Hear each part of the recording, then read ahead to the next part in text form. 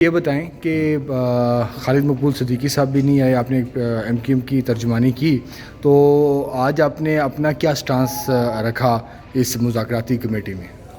نہیں دیکھیے، ہم نے تو جو عمومی بات ہوتی ہے نا وہی کی کہ مذاکرات کی اہمیت کیا ہے، کون سا مسئلہ دنیا کا ایسا ہے جو حل نہیں ہو سکتا، اور حل کرنے کا جو بہترین طریقہ ہے وہ جو کسی مدعے اور مسئلے کے جو مختلف فریقین ہیں وہ آپس میں باہم بیٹھیں اور ایک دوسرے کو اپنے نقطۂ نظر سے آگاہ کریں، اور پھر اسی میں گنجائش نکلتی ہے، ذہن کے دریچے کھلتے ہیں، اور پھر ایک مسئلے کے کئی حل بھی نکل آتے ہیں جو بادی و نظر میں جب تک آپ بیٹھتے نہیں ہیں، اس پہ غور و فکر نہیں کرتے،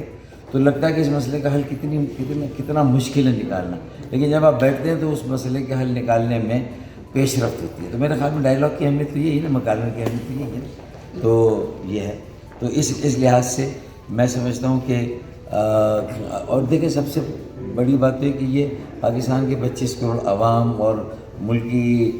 استحکام کے لیے یہ ایک اچھا پیغام ہے، اور اس کو میں سمجھتا ہوں کہ عوام سراہتے ہیں اس بات کو کہ بہتر سمجھ بوجھ اگر قائم ہو، بہتر فہم و فراست سے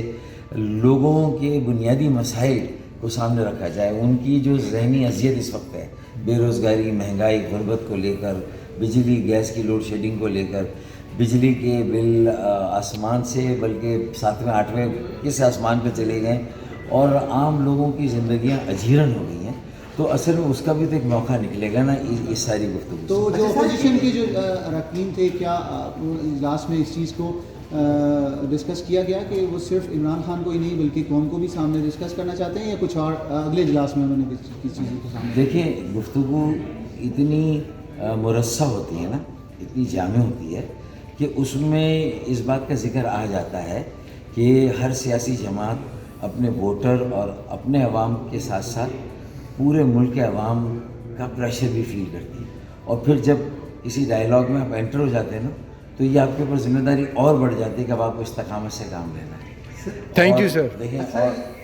اور اوور نائٹ آپ کو نتائج آپ ایکسپیکٹ نہیں کر سکتے، لیکن استقامت اور جو استقلال ہے نا، بڑا ضروری ہے کہ آپ کو اس پر قائم رہ کے بات چیت کو آگے بڑھانا ہے۔ اچھا سر، یہ بات مجھے سمجھ جاتی ہے کہ ایم کیو ایم ہمیشہ اداروں کے بہت قریب رہی ہے، تو کیا آپ سمجھتے ہیں کہ جو آج کا فیصلہ عمران خان صاحب کا بانی پی ٹی آئی کا موقع ہو گیا ہے، تو کیا وہ کوئی بہتر نتیجہ لانے والا ہے؟ کیا